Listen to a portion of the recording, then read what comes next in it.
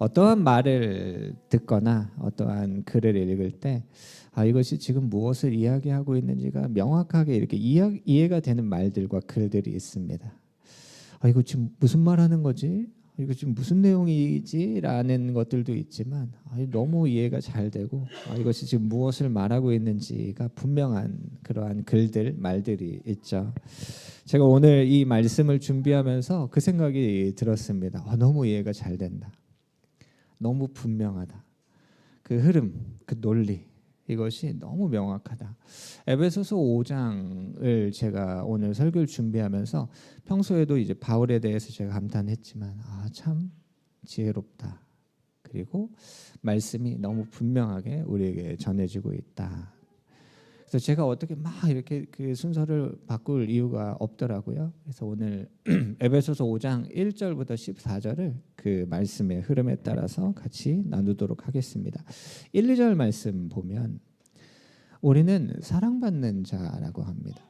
2절에도 얘기하시죠. 그리스도께서 너희를 사랑하셨다라고 얘기하세요. 우리를 향하신 하나님의 사랑 얼마나 클까요? 얼마나 넓을까요? 얼마나 높을까요? 얼마나 깊을까요? 그러니까 에베소서 3장에서 그 이야기를 바울이 했잖아요. 하나님의 사랑의 너비와 그 길이와 높이와 깊이 어떠한 것을 알기를 원한다. 근데 하나님의 사랑받는 자녀다라는 이야기를 하세요. 예수님 너희를 사랑하셨다. 그리스도께서 너희를 사랑하셨다. 세례 요한이 예수님이 그 자기에게 이제 세례 받기 위해 오는 그 모습을 보며 이렇게 얘기했죠. 보라, 세상 죄를 지고 가는 하나님의 어린 양이다. 여러분, 이 고백은요, 나를 향하신 예수님의 사랑을 나타내 주고 계세요. 2절 보세요. 그는 우리를 위하여 자신을 버리셨다. 여러분, 예수님께서 나를 위해서 자신을 버리셨다. 여러분, 이러한 관계가 어떻게 가능합니까? 사랑입니다. 사랑이잖아요. 여러분, 이걸 누구에게 이렇게 고백합니까? 나는 나의 모든 것을 다해 당신에게 나의 모든 걸 줄 수 있어라고 여러분 누구에게 고백하셨습니까? 안 하셨습니까? 물론 여기 아직 결혼하는 우리 청년들에게는 제가 이렇게 물을 수는 없지만 어떻게 얘기하시나요? 내가 당신을 위해 나의 모든 걸 다 주겠어. 심지어 나의 목숨도 줄 수 있다고. 그렇게 얘기 안 하셨습니까? 그렇게 안 하셨어요? 안 하셨어요. 네. 우리는 그렇게 고백해요. 당신을 위해 내가 희생하겠소. 당신을 위해 나의 모든 걸 줄 수 있다고. 지금 하나님이 우리에게 그 얘기를 하시는 겁니다. 나는 너를 위해 나의 모든 것을 버렸다. 나는 너를 위해 나의 목숨도 버렸다. 왜요? 사랑하니까요. 사랑의 관계라는 거예요. 여러분, 이러한 관계를 무엇으로 설명할 수 있을까? 딱 두 가지가 생각났습니다. 부부, 부모와 자녀. 부부, 아내와 남편, 자녀와 부모. 나는 너를 위해 나의 모든 걸 다 줄 수 있다. 희생할 수 있다. 나의 목숨도. 그래서 에베소서 5장의 이제 끝부분을 보면 아내와 남편의 관계를 이야기하십니다. 6장의 처음을 보면 자녀와 부모의 관계를 이야기하시죠. 사랑의 관계. 우리는 사랑받은 자녀다. 여러분, 이러한 사랑의 관계에서 사랑하는 사람 사이에서 절대로 있으면 안 되는 일들을 이야기하십니다. 3절과 4절 함께 읽겠습니다. 음행과 온갖 더러운 것과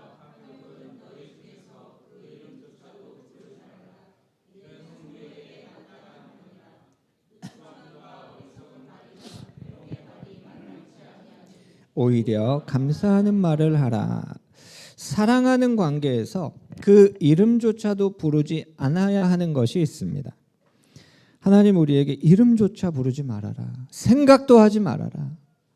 마땅하지 않다. 이렇게 얘기하시는 것들 무엇입니까? 음행. 음란한 행위는 사랑하는 관계에서 절대로 있으면 안 되는 겁니다. 어느 정도입니까? 이름조차 말하지 말아라. 생각도 하지 말아라. 여러분 우리가 하는 말이 있잖아요. 말의 이 힘, 말의 권세에 대해서는 아마 많은 분들은 알고 계실 겁니다. 여러분 어떠한 말을 반복적으로 하잖아요. 그러면 그 일이 그 사람의 삶에 이루어져 있다라는 이야기를 아마 많이 들어보셨을 겁니다. 뭐 1000번의 법칙, 뭐 10,000번의 법칙 이러한 이야기들 많이 하잖아요. 어떤 사람이 그 이야기를 계속 하는 거예요. 나는 앞으로 이러한 삶을 살 거야. 나는 내 삶이 앞으로 이러한 걸 이룰 거야. 이룰 거야. 그렇게 말하면서 그 사람은 계속 그 방향을 향해 가거든요. 좋은 거죠. 그런데 지금 이름조차 부르지 말아라. 나는 음란한 행위를 할 거야. 나는 더러운 것들을 내가 행할 거야. 나는 내 삶에 탐욕을 채울 거야. 나쁜 것으로 내 삶을 가득 채울 거야 라고 말하면 그 사람은 그렇게 살아간다는 거예요. 생각도 하지 말아라. 여러분 사랑하는 그 관계에서는 있을 수 없는 일이라는 겁니다. 있을 수 없는 일이다. 여러분 그 예전에 한창 이슈가 돼서 많은 분들 아실 텐데 지금 뭐 네이버나 다음 이런 포털 사이트에서는 연애 쪽 그 기사에는 댓글을 달 수 없게 돼 있습니다. 왜 댓글을 달 수 없게 돼 있는지 아세요? 거기에 악플을 너무 달다 보니까 연예인들이 그걸 못 견디는 거예요. 그래서 스스로 이제 목숨을 끊는 연예인들도 생기다 보니까 이것이 너무 큰 사회 문제가 되다 보니까 연애 쪽 기사에는 악플을 달지 못하게 돼 있죠. 여러분 저희 교회 유튜브 채널이 있잖아요. 댓글 못 달게 돼 있습니다. 제 설교에 여러분들 댓글 못 다세요. 악플 달으시면 안 되니까. 근데 예전에 이제 교회가 이제 유튜브나 이러한 것들을 시작했을 때요.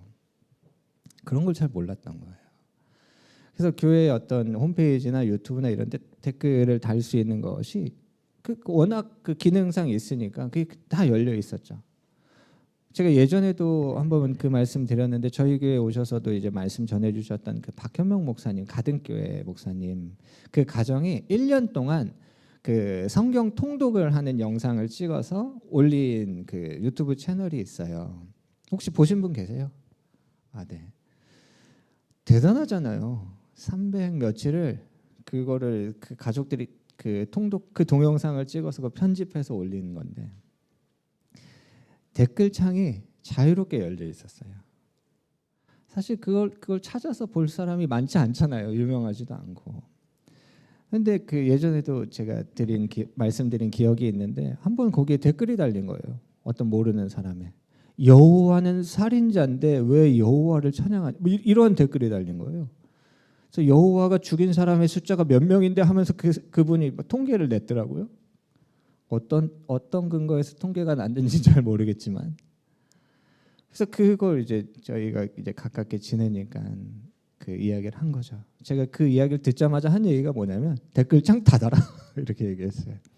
댓글창 닫아라. 여러분 그 사회나 정치 기사에는 지금도 댓글을 쓸 수 있습니다. 혹시 댓글 보신 분들 계세요? 어떤 말들입니까?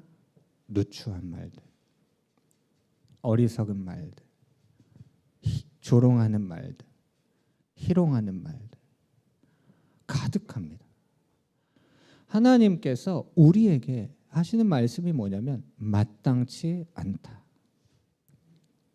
그러한 말 하지 말아라. 여러분 사랑하는 사람들에게만 그렇지 내가 좋아하고 내가 사랑하는 사람들에게만 이렇게 하지 않으면 되지라고 생각하십니까? 예수님 뭐라고 하셨어요? 원수를 사랑해라. 여러분 모두에게 다 해당되는 거예요. 우리 그리스도인들이요. 하나님의 사랑을 받은 우리들은요. 이러한 말 하면 안 됩니다. 누추한 말. 여러분 어떤 말이 누추한 말일까? 어떤 말이 어리석은 말일까? 어떤 말이 조롱의 말, 희롱의 말일까? 우리는 압니다. 알고 있어요. 마땅하지 않다. 오히려 어떤 말을 하라고 합니까? 감사의 말을 해라. 여러분 우리가 사랑하는 하나님께 어떠한 감사의 말을 하셨습니까? 어떤 말 하셨어요? 아까 우리 찬양으로 다 하나님께 우리의 감사, 사랑, 우리의 믿음 다 고백했잖아요. 여러분 사랑하는 여러분 가족들에게 어떤 감사의 말을 하고 계십니까? 어떤 감사의 말 하고 계세요? 안 하고 계십니까? 그것을 하라고 하시는 겁니다. 그 말을 해라. 감사의 말을 해라. 여러분 알죠? 어떠한 말을 하면 우리 남편이 우리의 아내가 좋아하는지 아십니까? 모르십니까? 압니다. 알아요. 여러분 사랑하는 사람에게 절대로 이 누추한 말, 어리석은 말, 희롱의 말을 하지 마시길 바랍니다. 이것이 하나님의 뜻이에요. 근데 그 말씀드린 것처럼 내가 좋아하는 사람에게만이 아니라 우리는 하나님께서 우리에게 우리를 핍박하고 우리를 조롱하고 우리를 괴롭히는 그들도 사랑하라고 하셨어요. 그들도 우리가 사랑하는 존재입니다. 누추한 말 하지 마세요. 어리석은 말, 희롱의 말 하지 말아라. 여러분 이러한 삶을 살아가기에 우리 교회에 오면 어때요? 막 서로 응원해주고 야 잘하고 있어. 조금 더 힘내보자라는 그러한 응원, 힘을 받으면서 살아가기에도 때로는 힘들다는 생각이 드는데 응원하고 도와주는 사람들만 있는 것이 아닙니다. 6절 말씀 함께 읽겠습니다. 누구든지 헛된 말로 너희를 속이지 못하게 하라. 이로 말미암아 하나님의 진노가 불순종의 아들들에게 임하나니. 어떻습니까? 우리를 속이는 자가 있다는 겁니다. 근데 우리를 속이는 자는 어떻게 속이냐면 헛된 말로 우리를 속인다 이렇게 얘기해요. 여러분 사단을 성경에서 이제 거짓의 아비라고 이야기합니다. 거짓의 아비라는 것이 무엇이냐면 거짓말의 이거라는 겁니다. 최고. 여러분 사단이 하는 모든 말은 무엇이냐면 속이는 말, 거짓말입니다. 그는 거짓으로 우리를 속이려고 해요. 대표적인 게 어떤 겁니까? 야, 뭐 너 같은 걸 하나님이 사랑하시겠냐 이렇게 속이자. 여러분 우리는 어떤 존재라고요? 하나님의 사랑을 받은 존재입니다. 어느 정도로요? 자신의 모든 것을 내어주실 정도로. 여러분 하나님 우리를 너무너무 사랑하십니다. 근데 사단은 어떤 거짓말로 우리를 속여요? 야, 뭐 너 같은 걸 하나님이 사랑하시냐 이렇게 얘기해요. 여러분 그게 어떤 말이라고요? 거짓말이라고요. 여러분 거짓말에 내 삶이 흔들리면 얼마나 기분 나쁩니까? 그렇죠? 거짓말에 내가 요동치면 얼마나 기분 나빠요. 안 됩니다. 여러분 거짓말에 속지 마세요. 근데 헛된 말로 그 거짓말로 우리를 속이는 자가 있다는 겁니다.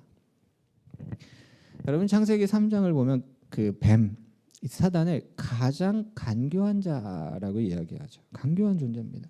예수님도 같은 얘기를 하세요. 바리새인들과 사두개인들이 주는 누룩을 주의해라. 이 누룩은 예수님 뭐라고 하셨냐면 그들이 주는 교훈이다. 여러분 교훈이라고 하면 어때요? 되게 좋은 말 같죠? 내 삶을 막 깨워주고 좋은 길로 인도하는 것 같은. 근데 그들이 주는 이 교훈, 그것을 어떻게 하라고 하셨어요? 주의해라. 헛된 말로 너희를 속이는 자들이 있다는 겁니다. 그들이 속이는 이유는 분명해요. 생명을 뺏기 위해서입니다. 속이는 자가 우리를 거짓으로 속이는 이유는 분명합니다. 하나님 나라를 살아가지 못하게 하는 겁니다. 하나님의 유업을 받지 못하기를 원하기 때문에 우리를 속입니다. 요한복음 10장 10절 보면 도둑이 오는 이유는 분명하죠. 도둑질하려고 오는 겁니다. 죽이고 멸망시키는 것, 그것을 위해 왔죠. 예수님이 오신 이유는요, 생명을 주기 위해서, 더 풍성하게 하시기 위해서 오신 겁니다. 이게 진리입니다. 여러분 거짓으로 우리를 속이는 자들의 그 속임이 있다는 겁니다. 그래서 어떻게 해야 됩니까? 그렇죠. 7절에 얘기하시죠. 함께하지 말아라. 그들과 함께하지 말아라. 그러므로 그들과 함께하는 자가 되지 말라 이야기하죠. 하나님의 뜻이 너무 분명하시죠. 거짓과 속임수로 속이는 자들과 함께하지 말고 그들을 떠나 주님을 가까이 해라. 주님을 더 가까이 해라. 여러분 우리는 어떠한 자입니까? 8절에 얘기하세요. 너희는 전에 어둠이었다. 맞죠? 어둠이었죠. 그래서 그 원수도요, 사단도요, 우리의 이걸 계속 물고 늘어지려고 해요. 내가 네 과거를 아는데, 내가 너를 아는데. 여러분, 우리는 뭡니까? 우린 과거를 다 청산한 자들입니다. 다 청산했어요. 그렇죠. 우리는 전에 어둠이었죠. 근데 이제는 주 안에서 우리가 무엇입니까? 빛입니다. 빛이에요. 옆에 분에게 한번 물어보실래요? 과거 다 청산하셨죠? 이렇게 한번 물어보세요. 우리 다 청산했어요. 우리는 이제 뭐라고요? 빛. 우리는 빛입니다. 그래서 우리에게 어떻게 살아가라고 하세요? 빛의 자녀들처럼 행하라. 여러분, 우리가 아까 보았던 에베소서 5장 1, 2절을 다시 보면 우리는 하나님의 사랑받는 자녀죠. 그래서 우리에게 어떻게 하라고 하십니까? 하나님을 본받아라. 여러분, 누구를 본받고 계십니까? 하나님 본받아라. 2절에 얘기하시죠. 뭐라고 하세요? 너희도 사랑 가운데 행해라. 너희도 사랑 가운데 행해라. 그럼 제가 좋아하는 말이 있어요. 예전에 제가 했던 설교 제목에도 이 제목을 제가 한 적이 있는데, 따라쟁이. 여러분, 우리는 따라쟁이가 되어야 돼요. 영적인 따라쟁이. 그렇죠. 먼저 개척하고 뭐 아무도 하지 않는 최초 이런 거 좋죠. 뭐 하실 수 있으면 하셔도 좋습니다. 그런데요, 여러분, 신앙생활은 어떻게 하는 거냐면 따라하는 겁니다. 따라하는 거예요. 여러분, 제가 여러분들에게 배울까요? 안 배울까요? 제가 여러분들에게 배우지 않으면 저는 큰일 납니다. 제가 몇 번 그런 말씀 드리잖아요. 이 새벽이슬교회에서 제가 가장 뛰어난 사람이 되면 안 됩니다. 제가 가장 뛰어난 사람이 되면 안 되잖아요. 여러분들 중에서는 저보다 훨씬 더 훌륭하신 분들 계십니다. 이거 이렇게 나누는 게 아니라 제가 여러분들의 모습을 보면서 제가 배우는 부분이 있다는 겁니다. 그럼 어떻게 합니까? 제가 그걸 따라하는 겁니다. 남성교회 새벽 예배 하시잖아요. 매달 마지막 주 토요일에 제가 거기 따라가는 겁니다. 따라가는 거예요. 제가 하자고 했으면 여러분도 따라오셨겠죠? 늘 고민하며 우리 이제 내일부터 새벽 예배 합시다 하면 다 따라오실 거죠? 제가 따라가는 거예요. 그리고 제가 몇 번 그런 말씀 드렸어요. 남성교회 계획에 새벽 기도가 있다는 게 대단하십니다. 배웁니다. 따라합니다. 거기 같이 참여해요. 성경 읽기에 여러분 함께 하시잖아요. 따라가는 거잖아요. 여러분, 학생부 교사나 유치부 교사를 하면 받는 그 축복 중에 하나가 무엇이냐면 아이들에게 배운다는 겁니다. 아이들에게 배워요. 근데 여기 이제 부모님들 계신데 자녀들에게 배우시죠. 몇 주 전에 제가 했던 설교 내용이 어떤 게 있었냐면 전곡을 찔리잖아요. 팍 찔렸어요. 그럼 어떻게 합니까? 인정하면 되는데 기분이 팍 나빠지면서 자존심이 팍 올라오면서 어떻게 해요? 눌러버리죠, 아이들을. 네가 뭘 알아? 네가 뭘 알아서 그렇게 얘기해? 근데 애들이 알고 얘기한 거거든요. 그게 정확해요. 여러분, 그 아이들 사역을 하다 보면 배웁니다. 깨닫습니다. 참 놀랍죠. 놀라워요. 여러분, 예수님께서 그 사람들에게 말씀을 전하실 때 그런 적이 있어요. 한 번은 아이를 옆에 세우셨어요. 이 아이를 보면서 배우라는 겁니다. 어린아이와 같아져라. 이렇게 얘기하셨어요. 여러분, 이게 어떻게 가능합니까? 누군가 하는 그 모습을 보면서 저 집사님이 하는 저 신앙생활의 저 모습, 저 경건생활을 보면서 너무 좋네? 하면 여러분 어떻게 하시면 됩니까? 따라 하시면 됩니다. 그거 괜히 내가 먼저 시작하는 걸 나는 하겠어 이렇게 하지 마시고요. 따라하는 겁니다.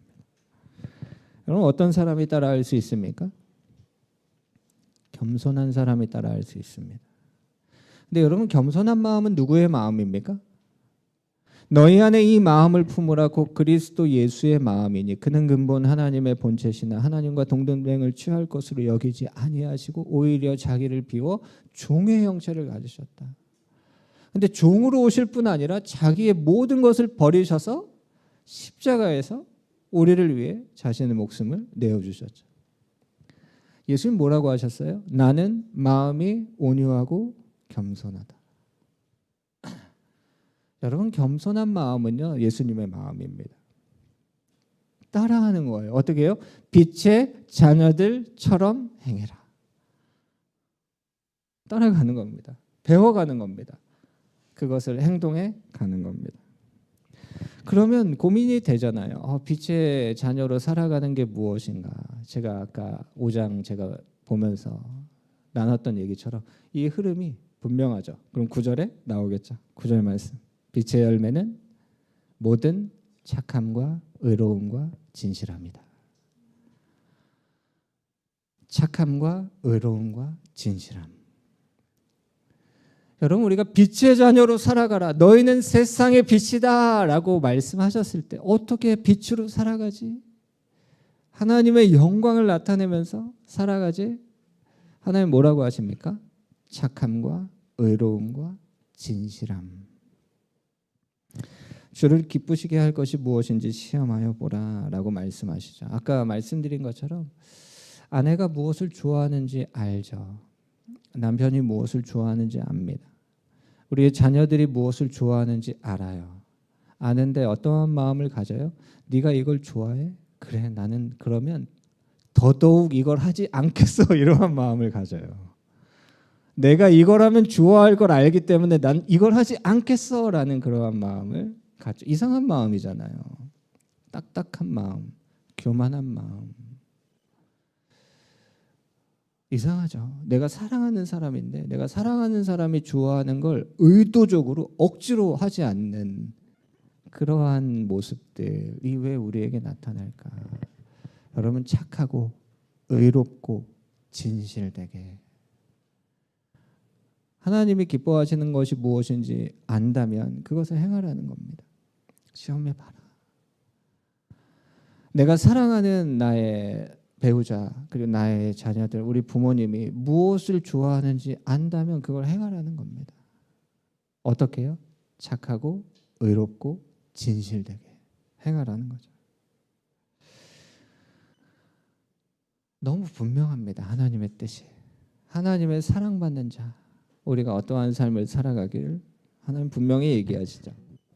11절을 보면 너희는 열매 없는 어둠의 일에 참여하지 말아라. 그렇죠.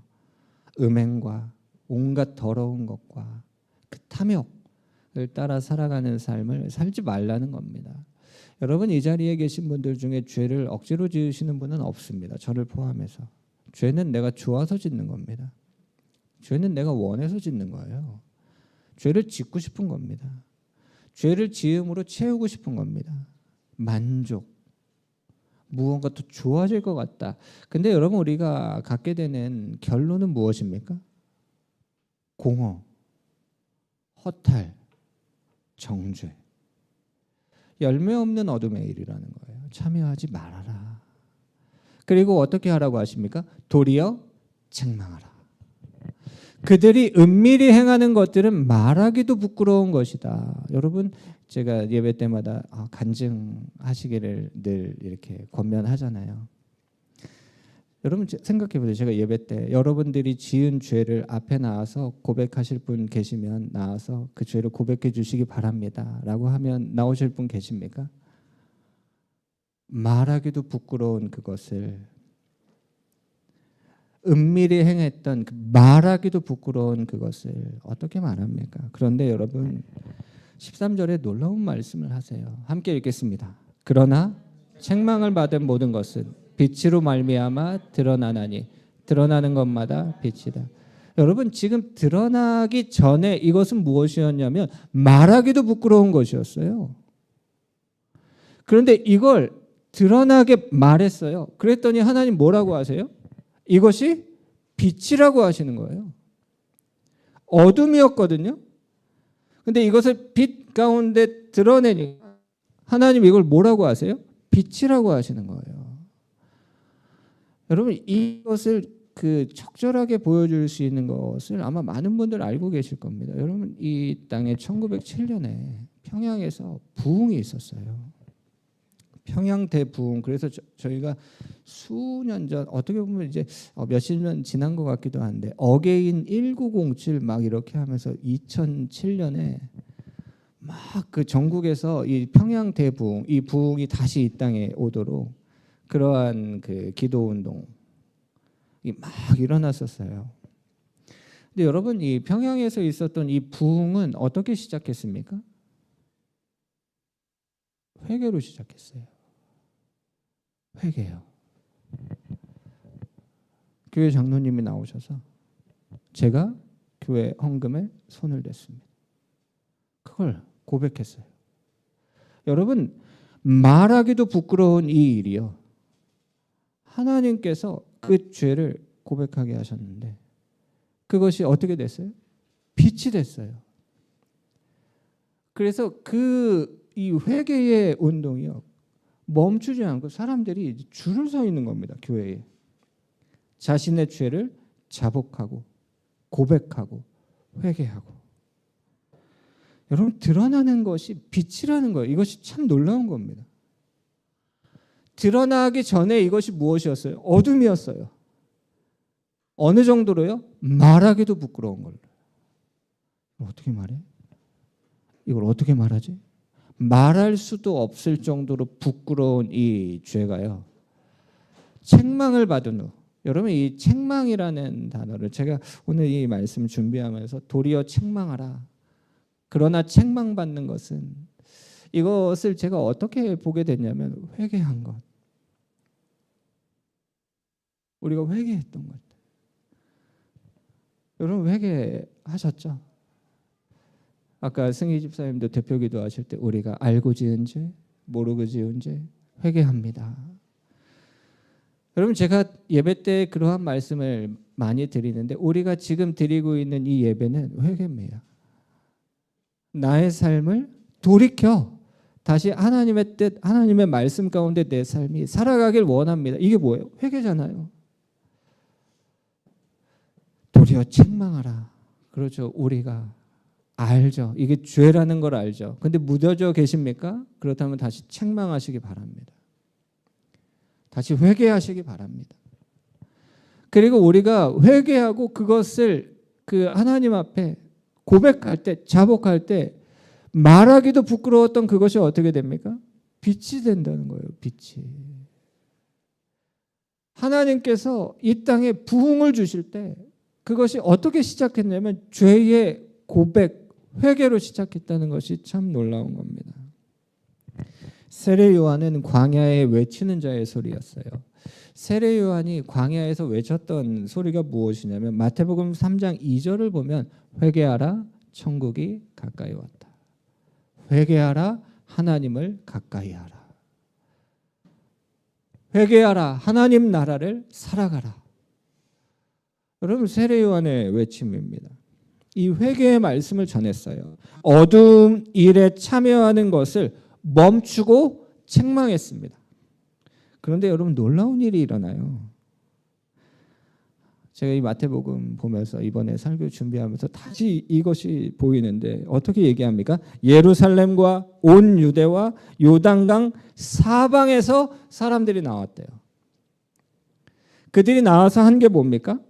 6절에 자기들의 죄를 자복하고 요단강에서 그에게 세례를 받더니 예루살렘과 온 유대와 요단강 사방에서 사람들이 나와서 회개했어요. 그런데 이 말씀 후에 어떠한 내용이 나오냐면 많은 바리새인들과 사두개인들이 왔다라고 합니다. 그럼 바리새인들과 사두개인들은요, 나는 하나님의 말씀을 따라 살아간다, 나는 율법을 지키며 살아간다 이렇게 얘기하는 사람들이에요. 지도자들, 영적 지도자들. 세례 요한이 그들을 보면서 했던 말이 무엇이냐면 독사의 자식들아 이렇게 얘기합니다. 독사, 뱀, 사단, 거짓, 어두움 그 가운데 살아가는 자들. 여러분 이 앞에서 예배를 쭉 인도하시는 분들 계시잖아요. 여기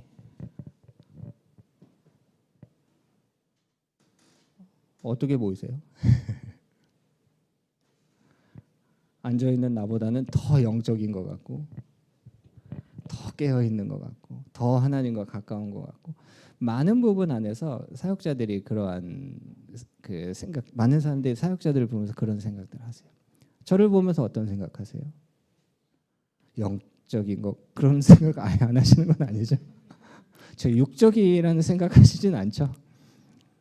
더 영적인 것 같고, 더 하나님의 뜻을 따라 살아가는 것 같고, 바리새인들과 사두개인들은 그런 존재였어요. 우리와 비교되지 않는, 저들은 참 대단하다라고 말하는 그런 사람들.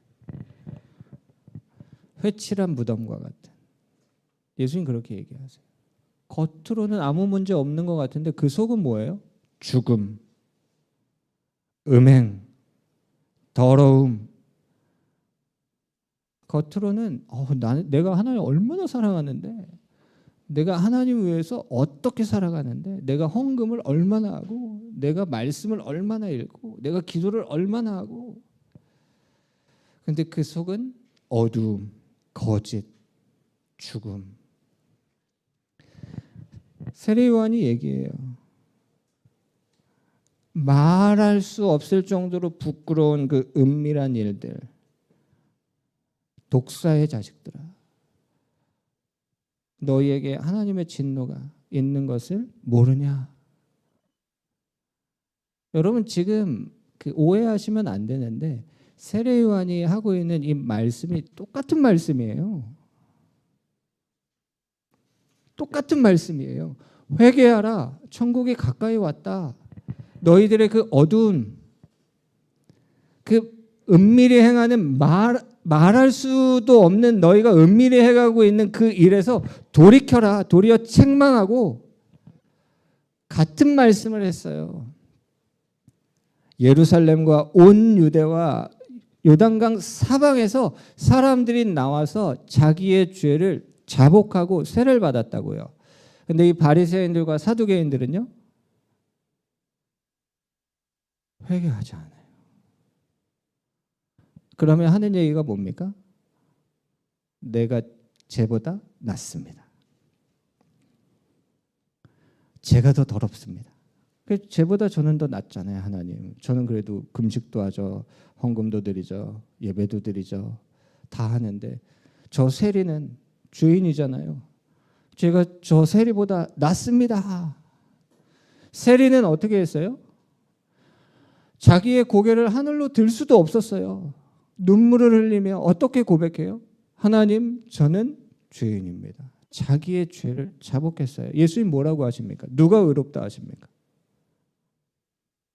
세리가 의롭다고 하셨어요. 여러분 지금 세례 요한이 하고 있는 말씀이 똑같은 말씀이에요. 독사의 자식들아, 너희들의 그 어둠, 그 말할 수도 없는 그 부끄러운 일에서 돌이켜라, 책망하고 있죠. 어떻게 얘기합니까? 8절에 이 다음 말씀이에요. 안 넘어가나요? 네, 이게 얘기한 거예요. 그 바리새인들과 사두개인들에게 회개에 합당한 열매를 맺어라. 뭐 하라는 거예요? 회개하고 천국을 가까이 해라. 여러분 독사의 자식들아, 나에게 오지마 오지마 오지마 이렇게 한 게 아니라 너희들의 그 어두움에서 돌이켜라. 예수님도요 똑같습니다. 예수님이 하신 얘기도 똑같아요. 마태복음 4장 17절에 회개하라, 천국을 가까이 하라. 예수님이 바리새인들과 사두개인들과 말도 섞지 않으셨습니까? 아니요. 그들에게 늘 말씀하셨어요. 늘 말씀하셨어요. 어떤 걸요? 어둠의 일에서 돌이켜라. 도리어 책망하셨고, 은밀히 행하고 있는 그 말할 수도 없는 그 부끄러운 일에서 돌이키라고 하시는 거죠. 여러분 그들이 회개하고 자복하고 그 어두움에서 빛으로 나오면 도리어 그것이 빛이다 같은 얘기입니다. 마지막 말씀이죠. 에베소서 5장 14절에 그러므로 이르기를 잠자는 자여 깨어서 죽은 자들 가운데서 일어나라. 그리스도께서 너에게 비추셨다. 그렇죠. 우린 전엔 어둠이었습니다. 근데 이제 주 안에서 빛이죠. 빛의 자녀들처럼 행해라. 여러분, 우리는 그 빛을 거부하지 않았습니다. 여러분, 우리가 예수님 만났을 때 어떻게 하셨어요? 그렇죠. 눈물을 흘리며 콧물을 흘리며 우리의 죄를 고백했습니다. 회개했어요. 주님, 저는 죄인입니다. 주님, 저의 죄로 인하여 십자가를 지셨습니다. 이제는 내가 다시 어둠의 삶이 아니라 빛의 자녀로 살기를 원합니다. 예수님 영접합니다. 나의 주인으로 주님 영접합니다. 우리는 그 고백을 한 자들이에요. 전에 어둠이었죠. 근데 이제 빛이다. 우리는 이 시간 책망, 회개 이 시간을 보냈죠. 그런데 또 얘기하시는 거예요. 돌이켜라. 제가 오늘 말씀을 준비하고 또 나누면서 지금도 드는 마음이 그렇죠. 말하기도 부끄러운 그러한 우리가 은밀히 행하고 있는 그러한 죄들 부끄럽잖아요. 죄잖아요. 하나님이 뭘 원하시고 뭘 기뻐하시는지 알잖아요. 하나님의 뜻이 너무 분명하죠. 이사야 60장을 보면 일어나 빛을 발하라 말씀하십니다. 이는 너의 빛이 이르렀고 여호와의 영광이 너에게 이미 임하셨다 말씀하세요. 여러분, 원수는 사단은 거짓말하는 자, 속이는 자는 우리로 빛을 발하지 못하게 합니다. 네가? 내가 널 아는데? 그냥 조용히 있어. 아무것도 하지 마. 그러면서 우리를 누르려 하죠. 여러분, 그 거짓말에 속으면 안 됩니다. 이사야 60장 2절에 어떻게 말씀하십니까? 보라, 어둠이 땅을 덮을 것이다. 캄캄함이 만민을 가릴 것이다. 이 다음 말씀이에요. 여러분, 지금 우리가 살아가고 있는 이 땅은 어둡다고 얘기하는 거예요. 여러분, 혹시 그런 생각하시는 분들 계십니까? 우리의 빛이 조금 흐릿흐릿한 것 같고 우리의 빛이 좀 작은 것 같고 약한 것 같고 그런 생각하십니까? 여러분, 흑암 가운데에서 그 작은 빛이 있으면 어떻게 되는지 아십니까? 여러분, 그 빛이 얼마나 밝게 잘 보이는지 아십니까? 우리가 그러한 존재입니다.